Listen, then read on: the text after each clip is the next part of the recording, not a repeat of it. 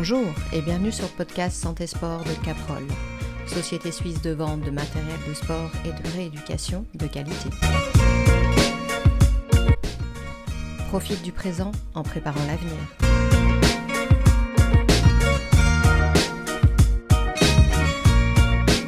Bonjour et bienvenue sur le podcast Santé Sport de Caprol. Aujourd'hui, nous sommes avec Amélie. Bonjour Amélie. Bonjour. Est-ce que tu peux te présenter déjà, s'il te plaît ? Alors, je m'appelle Amélie. Ouais.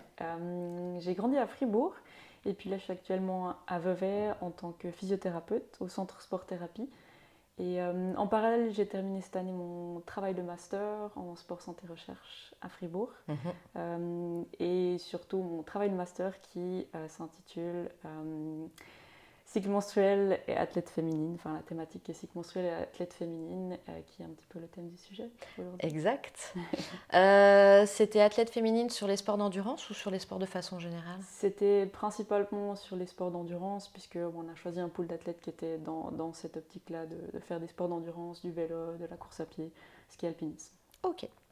Est-ce que tu pourrais déjà nous expliquer un petit peu le cycle menstruel ? Oui, avec grand plaisir, parce que je pense que c'est toujours un bon rappel. Donc le cycle menstruel, c'est une série de processus physiologiques qui se passent dans une première instance, dans une optique de grossesse, mais qui se déroule de la ménarche, donc de la première apparition des règles, jusqu'à la ménopause. Et c'est une série de processus physiologiques qui est régie par le système hormonal, donc des messagers chimiques qui se baladent dans la circulation et puis qui vont atteindre divers organes et donner des tâches à divers organes. Donc c'est vraiment quelque chose qui est global au niveau du système hormonal et qui se balade dans la circulation. Donc c'est plus une atteinte, l'atteinte est plus large que uniquement dans un but de grossesse ou dans un but de procréation. Le cycle menstruel, donc, il est régi par deux hormones prédominantes qui sont l'œstrogène et la progestérone. Il commence au premier jour de règles, qui dure un certain nombre de jours, qui est très individuel en fonction des personnes. Et puis, progressivement, il y a une montée d'œstrogène qui compose la phase folliculaire. Donc ça, c'est la première phase du cycle. Une fois que la montée d'œstrogène est arrivée à son pic, il y a l'ovulation, donc un événement qui se passe plus ou moins à la moitié du cycle. Et on sait que la phase folliculaire peut aller sauf erreur, de 10 à 20 jours, donc en fonction des individus, donc c'est très variable la durée de la phase folliculaire. 10-20 jours, ouais, c'est quand même... Il y a une grosse différence de 10 jours. Et puis, une fois que l'ovulation a eu lieu, on passe dans cette deuxième phase qui s'appelle la phase lutéale, où là, il y a la prédominance de la progestérone, une deuxième hormone, toujours en parallèle avec l'œstrogène. Donc, la première phase, c'est vraiment les œstrogènes, la deuxième phase, c'est vraiment la progestérone. Si on veut résumer, si on veut réduire un petit peu ça, prédominance œstrogène et puis progestérone. Et puis bien sûr, tous ces processus ou tous ces changements sont régis par des baisses ou des montées d'hormones. Et puis la descente des hormones, la baisse drastique d'hormones qui apparaît à la fin du cycle pour commencer un nouveau cycle. C'est un peu la phase lutéale tardive, donc cette phase de symptômes qu'on connaît principalement. Là, tu parles des symptômes prémenstruels ou tu parles juste des symptômes de règles ? Alors, les symptômes prémenstruels sont définis par justement cette baisse d'hormones qui apparaît à la fin du cycle et qui peut amener, en fonction des individus, différents symptômes. Et puis, une fois que cette baisse d'hormones a eu lieu, il y a l'apparition des règles qui commencent un nouveau cycle. Et puis là, il pourrait y avoir des symptômes au niveau de la phase de règles, phase de menstruation. Quelque part, les symptômes prémenstruels, on va les rencontrer une semaine avant le début des règles, c'est ça ? Ça peut être aussi très variable, ça dépend vraiment de l'expression hormonale. Et puis, on dit à partir de 5 jours avant le début des règles, on peut déjà sentir des symptômes, parfois même un petit peu plus. Et les symptômes les plus contraignants, ou la contrainte des symptômes, souvent chez les femmes, c'est plus prémenstruel ou menstruel ? Est-ce qu'il y a des données par rapport à ça ? Les femmes sont plus gênées juste avant leurs règles ou pendant leurs règles ? Alors, il n'y a pas encore suffisamment de données pour vraiment établir une généralité. Je pense que c'est très individuel. Il y a des personnes qui sont beaucoup plus gênées par cette phase prémenstruelle et il y a des personnes qui sont beaucoup plus gênées par la phase menstruelle, donc l'occurrence des menstruations et puis peut-être les douleurs qui peuvent être associées. Mais aussi des douleurs qui peuvent apparaître avant les menstruations, donc c'est très très individuel. Et c'est la complexité du sujet. Oui, et globalement, on peut avoir en fait l'apparition de douleurs pendant 2 semaines, 3 semaines. Oui, et puis il y a aussi des douleurs qui peuvent apparaître aussi durant l'ovulation. C'est aussi, en fait, souvent, on pourrait résumer au fait que les passages où il y a des changements hormonaux, c'est souvent des phases qui sont inflammatoires, et les phases inflammatoires peuvent provoquer des douleurs ou des désagréments. Ouais, c'est de la construction ou de la destruction, et donc il y a quelque chose qui est en train de se passer, quoi. Exactement. Ok. Est-ce que, quelque part, pour les femmes, c'est quoi la normale? Donc je sais qu'il n'y aura pas de réponse stricte, mais la normale, ça serait de pas du tout avoir de symptômes contraignants ou douloureux? Parce que des symptômes, on a compris qu'avec les hormones, de toute façon, ça va jouer sur beaucoup de choses. Donc on suppose que de toute façon, on va ressentir des choses. Mais par contre, on peut ressentir vraiment négativement en tant que douleur ou en tant que contrainte. Est-ce que dans la normalité d'un cycle qui fonctionne bien, d'un humain qui fonctionne très bien sans problème, il ne devrait pas y avoir de contraintes? Je pense qu'on est tous individuels par rapport à cette perception des contraintes, aussi par rapport au système de la douleur. On sait qu'on n'est pas égal d'un individu à l'autre par rapport au système de la douleur, mais je pense que le facteur de l'impact sur la vie quotidienne est un facteur clé. Si les symptômes impactent notre quotidien, impactent notre quotidien tel qu'il soit, que ce soit quelqu'un de très sportif, un athlète ou quelqu'un de sédentaire, s'il y a un impact sur sa vie quotidienne, je pense que c'est à ce moment-là qu'on peut dire que c'est au-delà de la normale. Oui, c'est ça. C'est une notion de qualité de vie, en final. Ouais. Si ça impacte trop, c'est qu'il y a un souci. La majorité des femmes ont des douleurs ou n'ont pas de douleurs? Je pense que la majorité des femmes ont des douleurs, ouais. Ouais. Mais on n'en parle pas beaucoup, et puis c'est vrai que le cycle menstruel est un phénomène physiologique qui existe depuis longtemps, mais qu'on commence maintenant à mieux discuter, et puis à ouvrir une discussion qui est plus ouverte, et puis à se rendre compte qu'on a souvent mis ça de côté. On a souvent considéré que les douleurs étaient normales, considéré que c'était juste des passages de sa vie où il faut serrer les dents, et puis plutôt ne pas en parler, parce que c'est quand même peu considéré qu'il faudrait peut-être quand même pas parler du cycle menstruel, parce que les règles, c'est quand même un peu tabou. Il faut le cacher. Il faut le cacher. Donc voilà, je pense qu'il y a encore beaucoup de choses à déconstruire, et puis c'est un peu en ce moment qu'on est en train de le faire, quoi. Et comment on peut gérer un petit peu cette notion de douleur? Moi, je sais que j'ai énormément de patientes où, en fait, beaucoup de patientes ont des douleurs, ont mal, ou sont terriblement gênées. C'est vrai qu'elles n'en parlent pas. Mais quels sont les moyens de soulager, hormis l'aspect médicamenteux?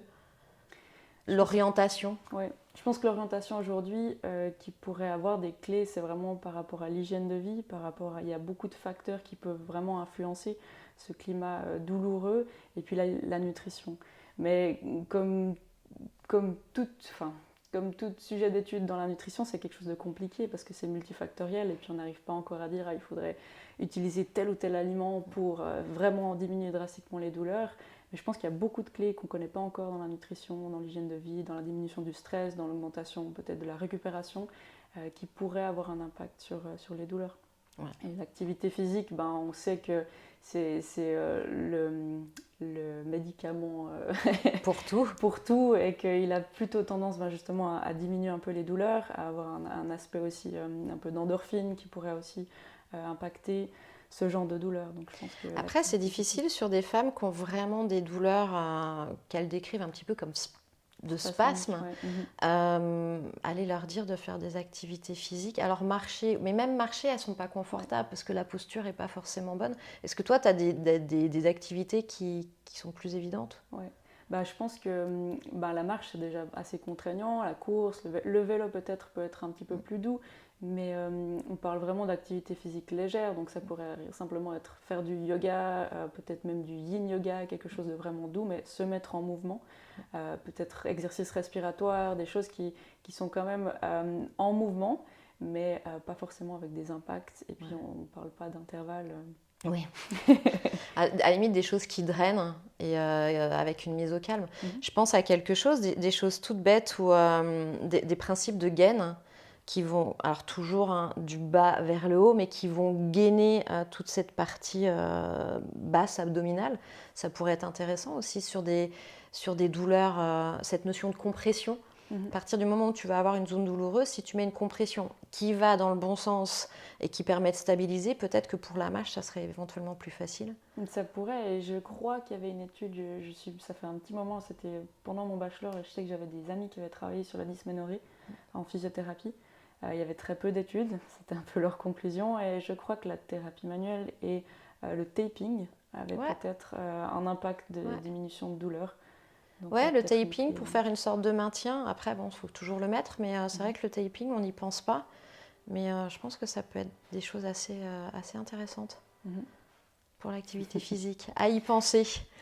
Est-ce que durant quelle phase la femme, d'un point de vue hormonal, est censée être plus forte ? Alors, ça dépend. Elle n'est pas plus forte d'un point de vue hormonal, mais d'un point de vue au niveau du cycle, quel est le moment où la femme est probablement la plus performante ou la plus forte ? Je pense que la période la plus favorable est probablement la phase folliculaire, donc le début du cycle jusqu'à l'ovulation. On pense ça principalement par l'action hormonale. On sait que l'œstrogène a plutôt tendance à être anabolique, donc a plutôt tendance à être constructive. Et puis il y a des propriétés neuroexcitateurs, donc on est plutôt plus alerte, on a une meilleure production de force, et ça provient de là. Après, il ne faut pas comprendre que dans la deuxième partie du cycle, on ne vaut rien, et puis des adaptations ne peuvent pas se créer. Mais la phase la plus propice aux adaptations serait la phase folliculaire. Mais à la limite, est-ce que ça serait, en étant excessive, la deuxième semaine ? Ouais, ça pourrait être par rapport à l'évolution progressive des oestrogènes. Ouais. Après, c'est ça qui est très compliqué quand on veut vraiment comprendre le cycle menstruel, c'est que déterminer l'ovulation, c'est quand même quelque chose de difficile. On parle de cet événement comme un changement, mais si on demande, je ne sais pas, à combien de femmes qui ont un cycle naturel et qui sont peut-être pas forcément à traquer leur cycle, connaître le jour de l'ovulation, c'est difficile. Donc, et on sait que la phase folliculaire peut varier de 10 à 20 jours. Ouais. Donc, la variation au niveau des jours est trop grande pour dire je suis sûre que pendant ces 5 jours-là ou ces 7 jours-là, c'est là où je dois vraiment bosser pour avoir les meilleures adaptations possibles. Exactement. On peut pas déterminer, quoi. Ouais. En tout cas, c'est difficile et ça demande beaucoup d'énergie. Ouais. D'une certaine façon, on pourrait aussi dire que la femme, elle est censée pouvoir être performante durant tout son cycle. Oui. En s'adaptant et à la limite peut-être que telle performance sera meilleure à tel moment du cycle, mais une autre performance sera peut-être meilleure à un autre moment du cycle. Moi, ce que je pense surtout, c'est que le cycle menstruel qui crée un milieu de positif ou peut-être moins propice à des adaptations ou à une performance, il est surtout important dans la récupération. Finalement, il y a peut-être des moments du cycle où il faudra plus de récupération ou plus d'attention à ça pour pouvoir performer à son maximum. Mais en tout temps, on est capable de performer à son maximum.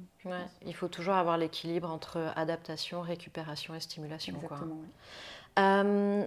Est-ce qu'il y a un moment où on est plus laxe ?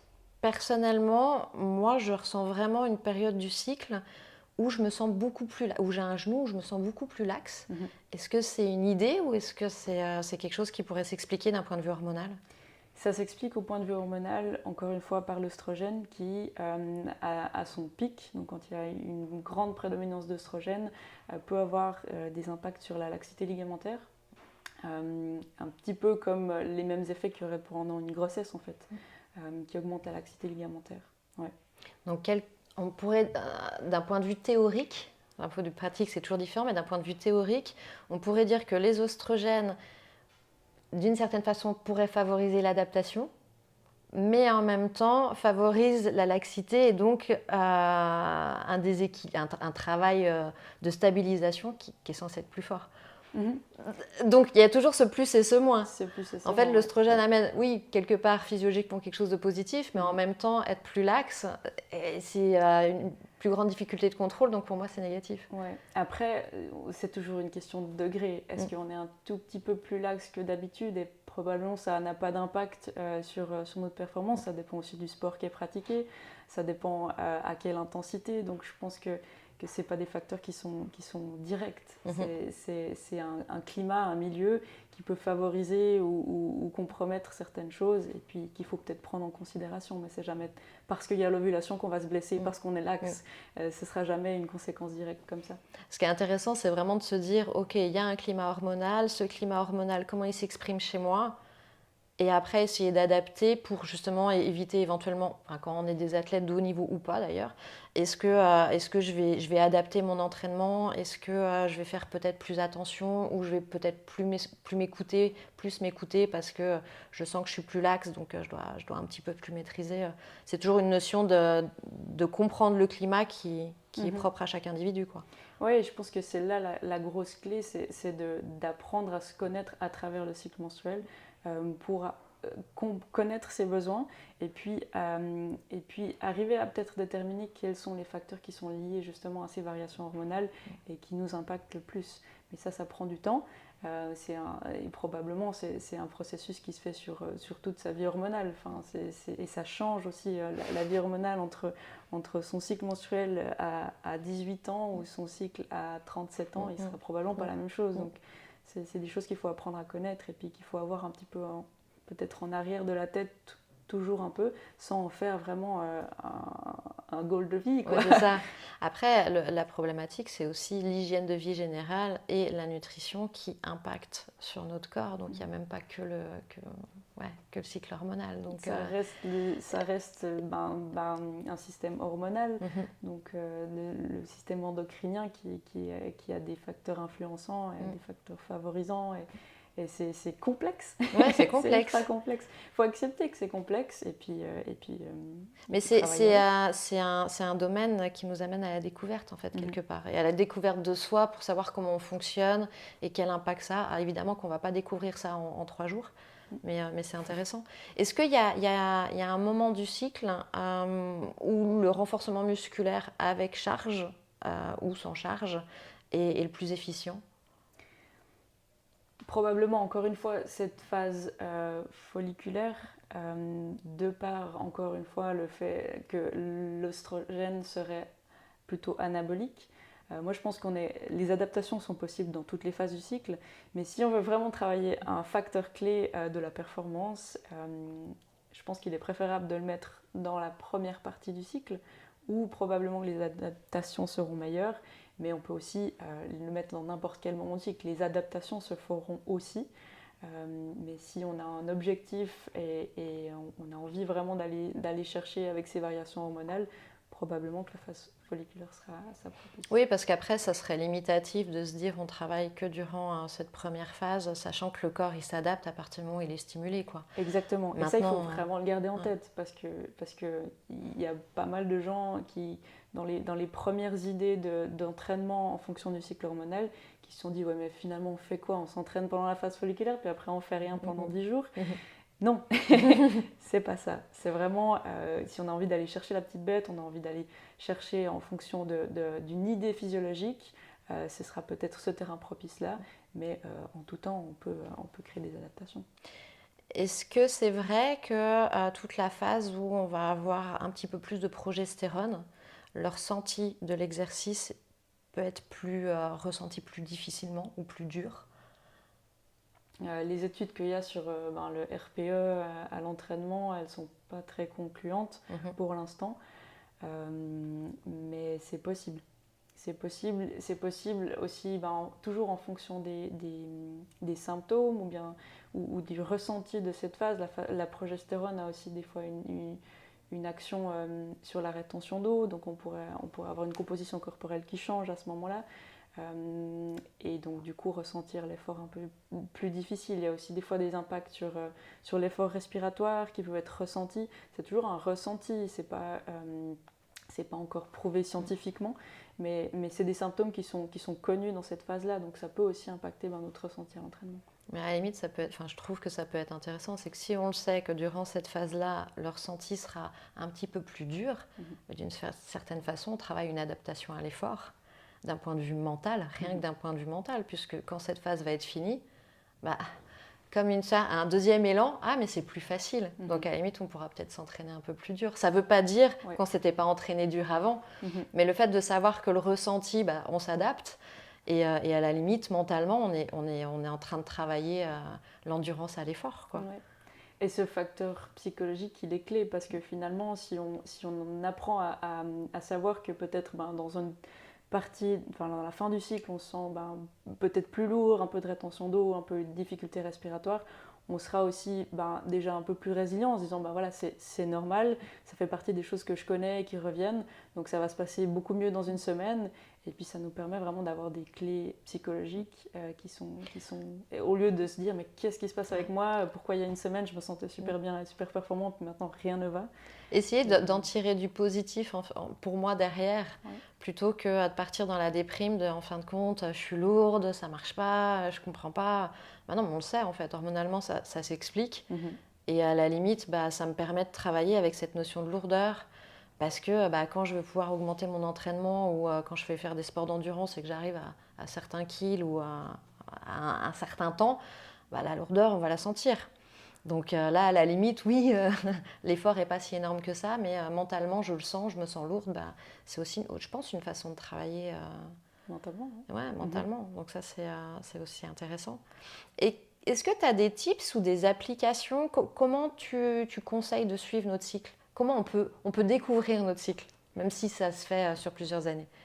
Ouais, ça se fait sur plusieurs années. Je pense qu'il faut un minimum de 3 mois pour commencer à comprendre un petit peu, avec un suivi qui est vraiment journalier. Parce qu'on a tendance, je trouve que les applications qui sont, il y en a des milliers, pour suivre son cycle, elles sont souvent basées sur les symptômes prémenstruels, les symptômes menstruels, et puis après, il ne se passe plus grand-chose. Donc il y a vraiment un focus sur les choses négatives qui peuvent apparaître. Et je trouve qu'une application, alors il y en a plein, mais qui est pertinente, c'est une application qui permet de suivre des paramètres autant positifs que négatifs. D'aller vraiment sur tout le suivi du cycle, se dire ok, comment je me sens aujourd'hui. Finalement, c'est se poser cette question tous les jours, c'est comment je me sens aujourd'hui. Ça peut être impacté par beaucoup de facteurs, mais de se la poser tous les jours et puis d'établir un petit calendrier. Ça peut être simplement crayon papier.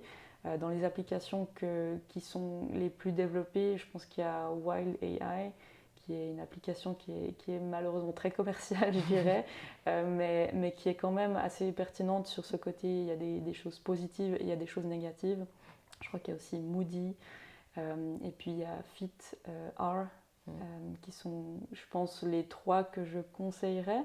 Après, il y en a sûrement plein d'autres. Mais vraiment d'avoir des facteurs positifs, des facteurs négatifs, et puis un questionnement quotidien sur son niveau d'énergie, ce qui permet de faire le bilan.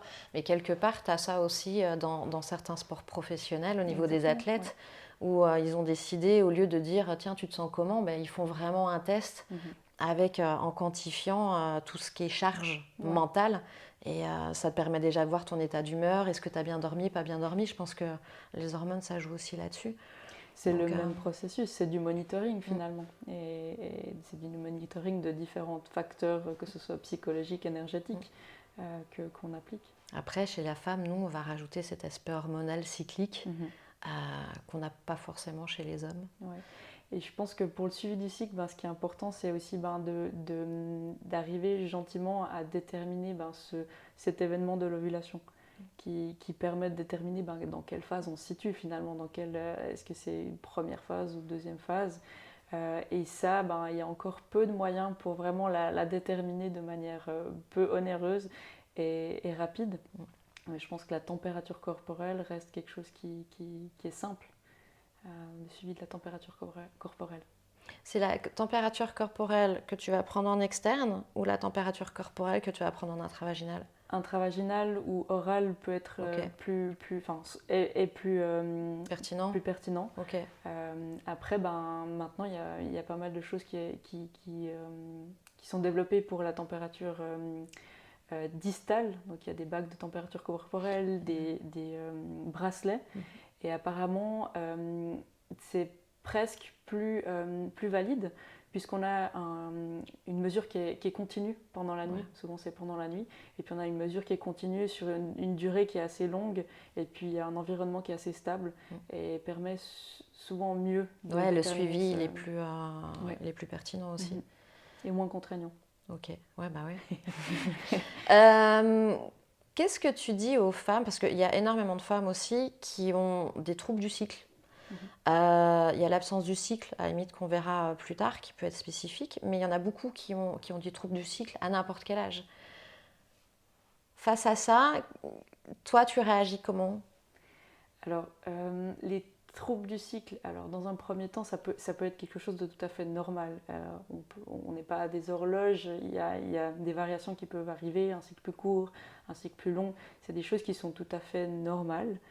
À partir du moment où ça se prolonge, je pense qu'il faut se tourner quand même vers un professionnel de la santé. Parce que comme c'est un sujet tabou, je pense qu'il y a beaucoup de personnes qui disent bon voilà, j'ai plus mon cycle, j'ai plus de règles, c'est sûrement lié à mon entraînement, je n'en parle pas. Et puis c'est souvent resté un petit peu sous le tapis. Mais dès qu'il y a une problématique qui se perdure sur plusieurs mois, il faut aller chercher les clés et les réponses. Oui, parce qu'il y en a quand même beaucoup qui, tiens, d'un seul coup n'ont pas eu leurs règles, ça revient. Qu'on ait un décalage de 2-3 jours, mais là j'ai un décalage de 2 semaines, on est quand même dans des choses qui paraissent pas très stables. Donc c'est vrai que suivre son cycle c'est bien, mais quand le cycle est déjà perturbé, c'est toujours un petit peu compliqué. Tu te dirigerais directement vers un endocrino ou vers un gynéco, ou déjà le médecin de famille dans un premier temps, quand on en a un? C'est difficile de répondre à cette question parce que je pense que autant un médecin de famille qu'un endocrinologue qu'un gynécologue peut avoir des réponses qui sont intéressantes, pour autant qu'il soit intéressé et formé à la question. Donc c'est difficile de répondre à cette question. Il faut tourner vers quelqu'un qui est perméable et qui est ouvert à cette question. Parce qu'il y a encore pas mal de médecins qui pourraient répondre, c'est tout à fait normal. Voilà. C'est souvent ce qui se passe.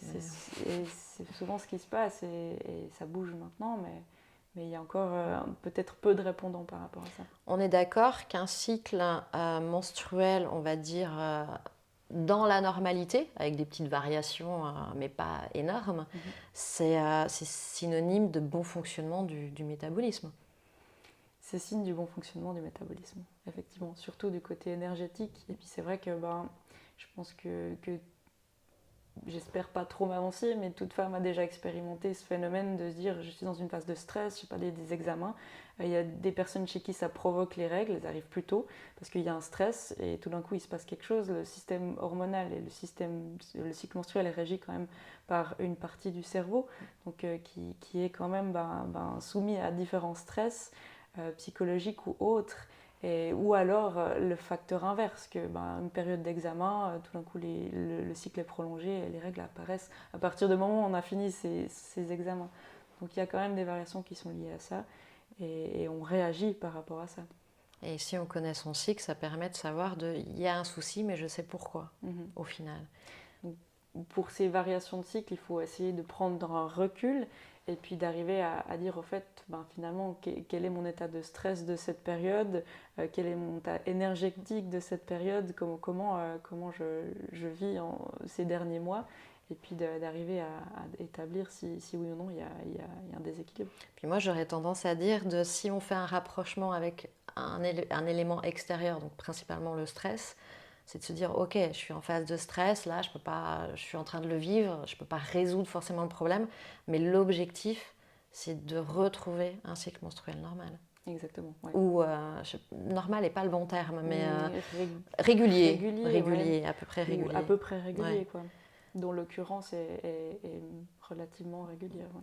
Au niveau du sport, comment gérer ces règles, comment gérer ces grandes questions, ces syndromes prémenstruels? Alors on a vu par rapport à l'entraînement, on peut toujours discuter et puis voir si on veut travailler des choses spécifiques, etc., plus s'écouter.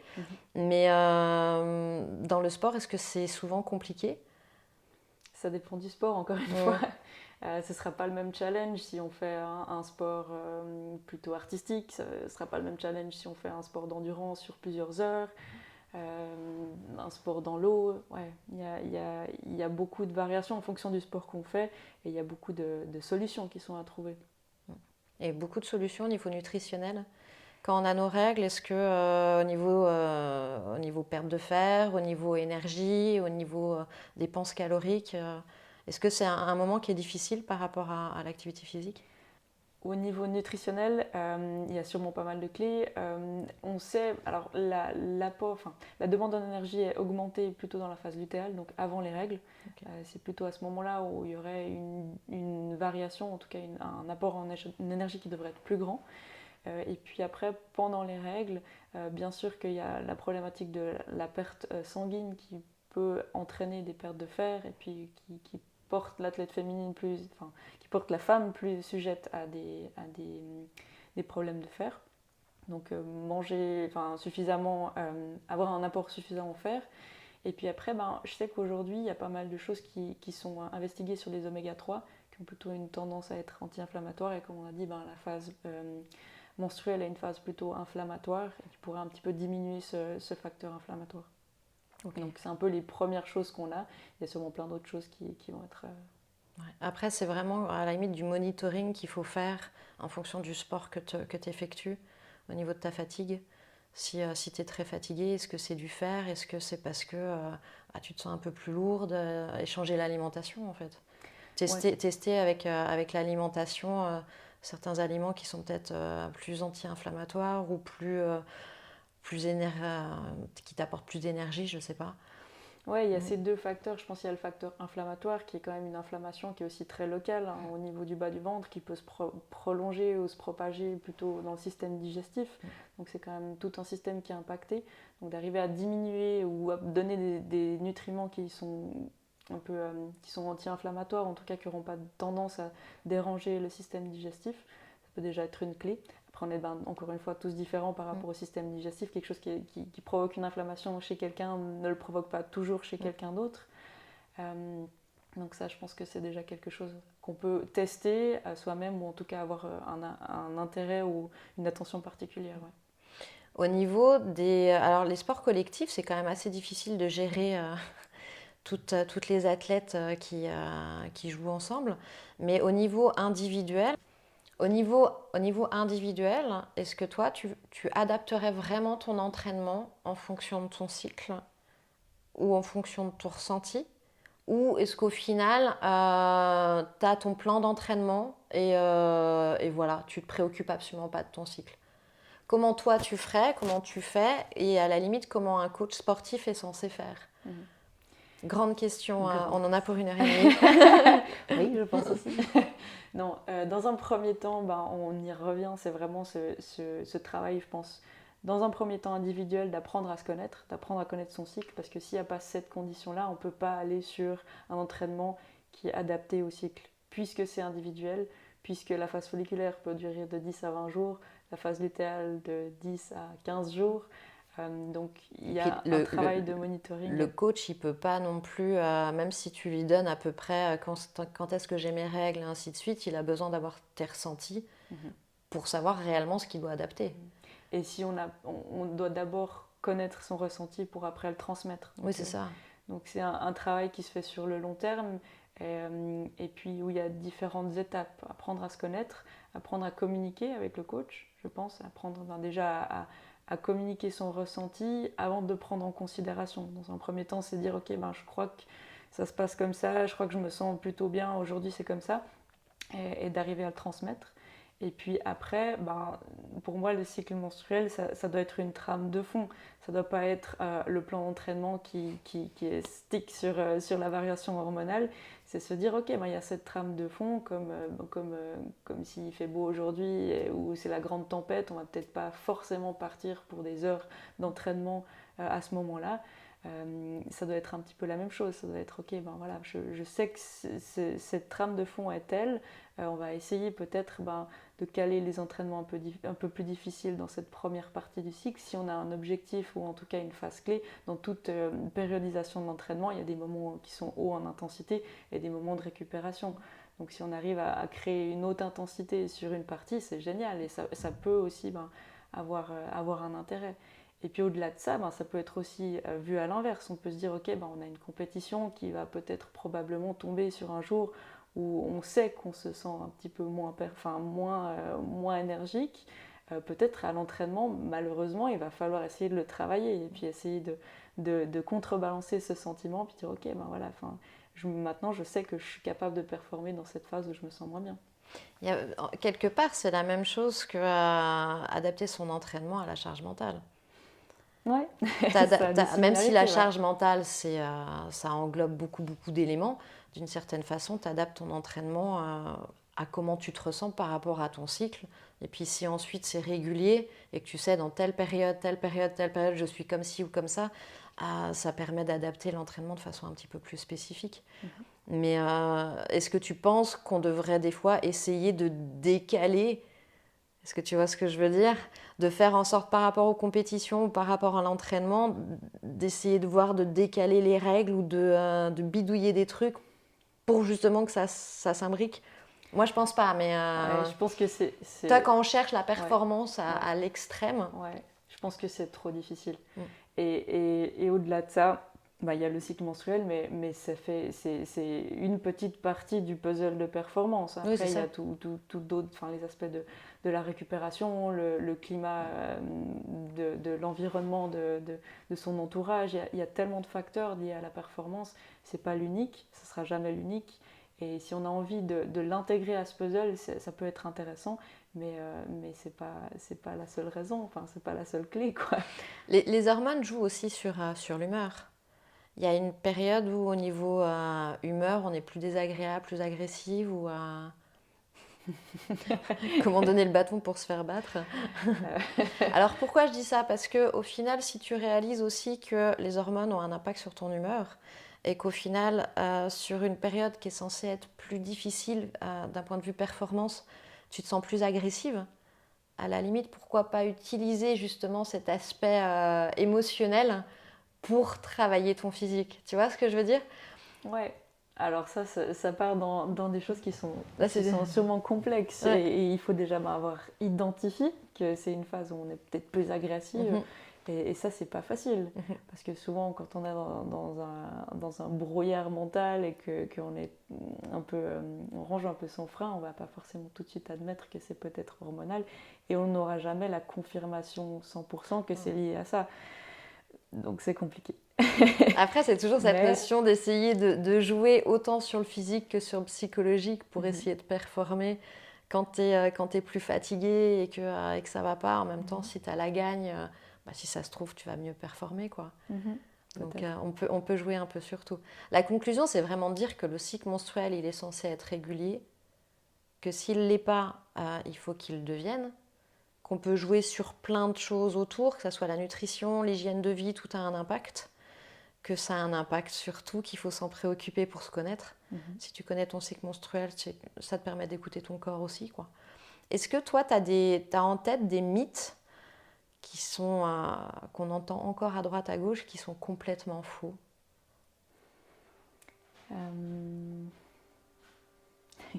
Non. Je pense que le premier mythe à déconstruire, qui aujourd'hui fait son chemin, c'est justement ce côté santé et cycle menstruel. Je pense que le mythe principal, c'est de se dire, et je pense qu'en tant qu'athlète, c'est quelque chose qui m'a dû traverser un petit peu l'esprit à un moment donné. Je ne pense pas que je le formulerai comme je vais le formuler aujourd'hui, mais de se dire que si j'ai plus mes règles, c'est que je m'entraîne suffisamment. Et je pense que ça, c'est une idée reçue qui n'est pas formulée de cette manière, mais qui est un petit peu à quelque part dans la tête d'athlète. Alors, est-ce qu'on peut rappeler, là on va parler du RAID S. Est-ce que tu peux nous expliquer justement l'importance du RAID S? À quoi ça correspond? Qu'est-ce que le RAID S? Ou le RAID tout court? Le RAID ou RAID S, c'est Relative Energy Deficiency. Et puis après, il y a In Sport qui peut être ajouté. Donc c'est un déficit relatif en énergie, donc c'est un déséquilibre entre l'énergie qui est apportée et l'énergie qui est dépensée. Et dès le moment où il y a un déficit entre l'énergie qui est apportée et l'énergie qui est dépensée, qui est prolongée, ça peut avoir des multiples impacts sur notre physiologie. Un des impacts est la disparition des règles, mais c'est un des impacts. Il y a vraiment une multiple atteinte, et je ne sais pas combien il y en a, mais il y en a vraiment énormément qui peuvent survenir comme symptômes d'un déficit prolongé en énergie. Et puis c'est vraiment global, donc c'est l'énergie qui est apportée, mais ce n'est pas uniquement la nutrition. Il y a aussi plein d'autres facteurs énergétiques, l'énergie mentale ou des choses comme ça, qui sont dans cette grosse partie d'énergie apportée et puis l'énergie dépensée à l'entraînement ou autrement. Il a été très mis en avant justement par ce principal symptôme de perte de règles. Mais alors qu'en fait, il englobe beaucoup. C'est un truc encore plus général. Mais globalement, on est proche du surentraînement.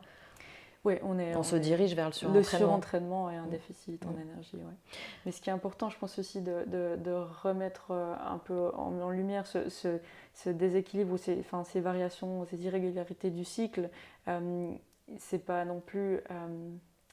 je sais pas comment dire ça, parce qu'il faut pas non plus que les gens pensent que tu vois, si t'as des règles qui sont irrégulières depuis toujours, il y a peut-être des gens qui sont là-dedans et pas non plus créer un climat un peu qu'à partir du moment où tu as des règles irrégulières, on peut...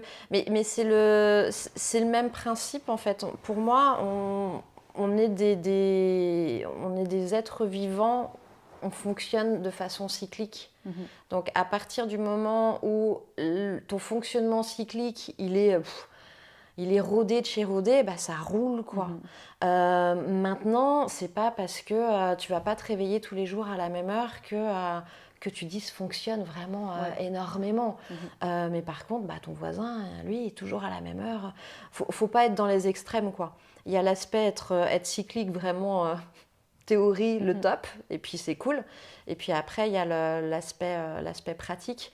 Et c'est vrai qu'il y a des femmes qui ont leurs règles régulièrement, mais de façon irrégulière. Mais ça se décale de 2-3 jours. Ou peut-être qu'il y a un mois dans l'année où ça ne va pas jouer. Mais comme on l'a dit tout à l'heure, si tu as une énorme poussée de stress, que tu viens de te faire virer de ton boulot, je ne sais quoi, au final, les choses ont tellement d'impact d'un point de vue hormonal et d'un point de vue métabolique et physiologique, que ça peut s'expliquer. Oui, c'est ça, ouais. Mais moi, j'aurais toujours tendance à dire qu'on devrait essayer de tendre vers quelque chose de cyclique. Vers quelque chose de cyclique. Ouais. C'est comme le principe de l'équilibre parfait n'existe pas, mais on essaye de vivre autour de cet équilibre parfait pour pas partir un petit peu en cacahuète. Ouais. C'est juste... je trouve que c'est quelque chose de très anxiogène, justement. Dans mon travail de master, on a essayé de déterminer l'ovulation. Et ça, c'était un point qui était ultra anxiogène parce qu'on a utilisé des tests d'ovulation qui étaient un peu les tests d'ovulation cheap du marché et qui ont pas forcément très bien fonctionné, qui ont peut-être pas, je sais pas exactement comment elles les ont réalisé, c'était à la maison, est-ce qu'elles ont bien suivi le protocole ou pas, et il y en a vraiment peu qui ont marché, et puis ça a créé quand même un climat anxiogène en se disant chez moi ça marche pas, qu'est-ce qui se passe, j'ai pas d'ovulation, et c'est quand même un sujet sensible et très, très émotionnel. Donc c'est difficile il faut faire attention à ne pas créer trop de... Dans toutes ces choses-là, tu as toujours un effet placebo et un effet nocebo dans les études, quoi. Ouais. Après, quand tu t'attardes à cette notion d'ovulation, à cette notion principalement de possible grossesse, d'importance du cycle qui est censé représenter la femme, pour nous, ça a quand même toute une signification. Donc on rentre dans cette notion émotion, et quand tu es dans l'émotion, ça joue. C'est le principe du stress, poussée de stress, ça joue pas. Poussée émotionnelle, alors ça peut être positif, mais ça peut aussi créer plein de petits dysfonctionnements incontrôlés, quoi. Exactement, oui. Donc globalement, dans le sport, quand les jeunes n'ont plus leurs règles, la première réaction, ça serait la première chose qu'on doit surveiller, c'est quoi ? Après, ce qu'il faut savoir, c'est qu'une disparition des règles liée à un déficit en énergie, elle ne se fait pas du jour au lendemain. C'est un processus qui apparaît gentiment. C'est d'abord, si je ne me trompe pas, c'est une diminution de la phase lutéale. Donc il y a d'abord des cycles qui ont plutôt tendance à se raccourcir sur plusieurs mois, et puis progressivement qui ont tendance tout d'un coup à s'espacer. Donc c'est un processus qui arrive de manière insidieuse et relativement sur le long terme. Ce n'est pas d'un jour à l'autre. Donc c'est quelque chose à surveiller sur une durée relativement longue. D'où l'intérêt, à la limite, chez les sportifs ou chez les athlètes qui ont quand même une quantité de sport plus ou moins importante. Oui. Ou à la limite, même peut-être la personne lambda, mais au niveau nutritionnel. Je pense que la plus grosse question par rapport à la nutrition, est-ce que l'athlète a un apport en énergie qui est suffisamment haut, c'est toujours de se dire est-ce qu'il y a un apport en énergie avant l'entraînement et après l'entraînement qui peut subvenir à ses besoins. Ça, c'est vraiment la plus grosse cible, je dirais. Mais tu penses ça serait surtout dirigé vers les athlètes sur le fait de dire ok, surveillez en fait votre cycle, parce que si votre cycle, vous avez de la chance et qu'il est régulier, en fait, à partir du moment où il va dysfonctionner, ça doit être un petit indicateur. Déjà, vous pouvez vous poser la question au niveau nutrition si vos apports ils sont corrects pour éviter de dévier vers un syndrome du RAID, quoi. Ou est-ce que on peut aussi avoir ça chez des personnes qui ne sont pas des athlètes, mais qui font quand même un minimum d'heures de sport dans la semaine? Comme le dit l'intitulé de REDS, c'est Relative Energy Deficiency. Et puis après, il y a InSport, ça peut être appliqué à la population en général. Donc le déficit énergétique touche autant des gens qui sont pas sportifs d'élite que des sportifs d'élite. Donc c'est quelque chose qui est global. Et puis ce point du cycle menstruel comme indicateur de santé, il est important. Ouais. C'est quelque chose à surveiller, ou en tout cas à avoir en tête comme un indicateur de santé. Ouais. Ouais, donc c'est intéressant. C'est vraiment de se dire, découvrez votre cycle menstruel. Si vous avez de la chance et qu'il est régulier, il est indicateur de santé. Et si ça commence un petit peu, pas dysfonctionner est un grand terme, mais à s'espacer ou à devenir un petit peu plus irrégulier, il y a des questions à se poser sur le sommeil, sur la qualité de vie, sur le stress, sur la nutrition. Et peut-être que ça évitera. Oui, et puis après, il y a probablement aussi d'autres pathologies qui pourraient être liées au cycle et qui pourraient générer des dysfonctions ou des irrégularités. Et puis je pense que c'est important de garder en tête justement que régularité ne veut pas forcément dire qu'on a un cycle qui dure toujours 31 jours systématiquement. Il y a des variations qui se créent qui sont normales, mais c'est plutôt l'occurrence du cycle menstruel qui devrait être régulière, ou en tout cas la fréquence qui devrait être plus ou moins régulière. C'est un message quelque part, quand on parlait des mythes, qu'on n'a pas encore. Puisque les règles, on n'en parle pas. Vous avez plus vos règles, c'est pas grave. Vous regardez, vous revenez dans 3 mois, puis on verra si elles sont réapparues. Enfin, moi, personnellement, c'est ce que j'entends au cabinet. Vous avez hyper mal, mais c'est pas grave, c'est un cycle, on verra la fois prochaine. On est toujours, moi, j'ai le sentiment que par rapport à ça, on est toujours en train, au niveau médical, toujours en train de reporter pour après. Mais regardez, c'est peut-être passager, on dédramatise, alors que quelque part, on n'incite pas la patiente à écouter ses symptômes, à les noter, pour pouvoir à la limite y faire référence et puis voir si toutes ces informations nous dirigent vers une direction ou une autre, quoi. Je pense que c'est juste de ne pas alarmer s'il y a une dysfonction du cycle ou s'il y a une petite irrégularité qui peut apparaître, mais c'est un facteur à prendre en considération et puis justement un indice pour dire il faudrait peut-être surveiller le global et pas juste le cycle, mais il faudrait peut-être aller chercher un petit peu plus loin, questionner peut-être un peu plus loin et voir la santé globale de l'athlète ou de la personne qui c'est un indicateur parmi tant d'autres. Voilà, on doit en prendre en considération sans le dramatiser et tout en parlant parce qu'on ne veut pas en parler. Oui.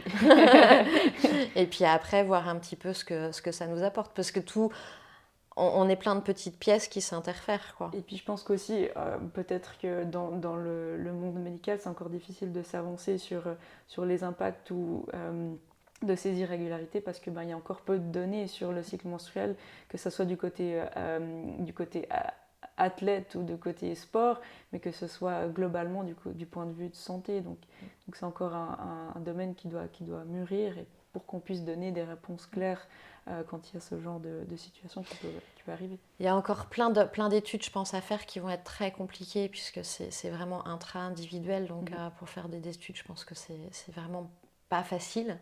Après, d'un point de vue médical, moi je suis assez à mettre un peu le point sur la table en disant que le cycle menstruel, non, il est important. et que c'est pas à mettre quelque chose... on l'a vu dans tout ce qui a pu se passer ces dernières années, c'est pas grave. Rien n'est grave. La femme, tiens, d'un seul coup, elle a un trouble du cycle, elle saigne 10 fois plus fort qu'avant. C'est pas grave, ça passera. Tiens, d'un seul coup, elle a plus ses règles pendant 3 mois. C'est pas grave, ça passera, ça reviendra.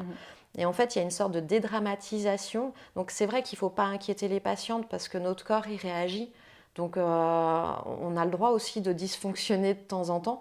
Mais en même temps, ça reste pour moi un énorme indicateur d'un fonctionnement à peu près normal, surtout quand il l'a été avant. S'il n'était déjà pas extraordinaire, d'accord, mais quand on part d'un cycle en plus, qu'on a de la chance d'avoir un cycle qui est à peu près régulier et classique, sans trop de variations, si un jour, pour X ou Y raison, il y a des grosses variations, moi j'ai toujours un petit peu de difficulté à entendre le langage médical, rassurant certes, de dire bon bah on va voir dans 3 mois, sinon peut-être qu'on fera un petit complément hormonal. Ou ils essayent toujours un petit peu de pallier les symptômes, Oui. sans prendre du recul, et puis interroger la patiente sur tout ce qui peut avoir un impact en fait sur ce type de déclenchement, qui n'est pas forcément des pathologies graves, hein, mais des prises alimentaires ou des stress ou des chocs émotionnels. Il y a beaucoup de choses qui peuvent rentrer en ligne de compte. Oui, et puis après, c'est toujours un petit peu la même question de trouver un réseau qui est perméable à cette question, qui commence à bien émerger. Je trouve que dans la région, il y a quand même pas mal de réseaux qui se créent autour du sport féminin, qui ont une perméabilité là autour, et j'espère que ça se développera encore mieux. C'est le début. Donc il y aura toujours des phases, ça va pas être simple, mais après, il faut garder une ouverture d'esprit. C'est ce qu'on demande. Est-ce qu'il y a un autre message que tu aimerais faire passer? Est-ce qu'il y a un sujet qu'on n'a pas abordé, que tu aimerais aborder? Ou est-ce que c'est tout clair pour toi Je crois qu'on a déjà pas mal fait le tour de la question. Ouais. En tout cas, il me semble que j'ai rien oublié. Je mettrais vraiment encore une fois un petit peu la lumière sur ce côté du suivi du cycle, du monitoring, qui peut être très intéressant pour apprendre à se connaître, pour apprendre à avoir une vision de soi avec un petit peu de recul, et qui pour moi est un outil très intéressant dans sa vie en général et en tant qu'athlète. Ouais. Est-ce que tu as des livres à recommander là-dessus? Il y en a pas mal en anglais. Ouais. Je crois qu'il y en a un qui s'appelle The Female Factor, qui est très chouette parce qu'il prend en compte toute la vie hormonale d'une femme, que ce soit de la ménarche, donc l'apparition des règles, jusqu'à la ménopause. Et puis qui est très, très... les bases scientifiques sont vraiment très intéressantes, elles sont très fondées, elles ne sont pas basées sur un ressenti de quelqu'un, donc c'est assez fiable. Je recommanderais celui-ci, je crois qu'il n'existe qu'en anglais pour l'instant. Je pense qu'il y a encore beaucoup de publications qu'en anglais dans ce domaine. Ouais. Et puis après, il y a pas mal de comptes Instagram, je dirais, qui sont intéressants. Je ne sais plus si c'est la même autrice, mais il y a The Period Power, qui aussi essaye de régulièrement faire un peu un update de ce qui se dit aussi dans le monde scientifique, donc pour encore une fois avoir des bases relativement solide. Oui, je pense que sur Instagram, il y a de plus en plus, ça commence à fleurir un peu. Donc c'est bien. Merci beaucoup. Merci à toi. À bientôt. À bientôt. Ciao, ciao. Ciao, ciao. Ciao, ciao. Merci d'avoir écouté cet épisode jusqu'au bout. J'espère que cet épisode vous aura plu. N'hésitez pas à nous mettre 5 étoiles pour nous encourager à évoluer et à progresser, ainsi qu'un petit commentaire. Ça fait toujours plaisir. Merci beaucoup et à bientôt.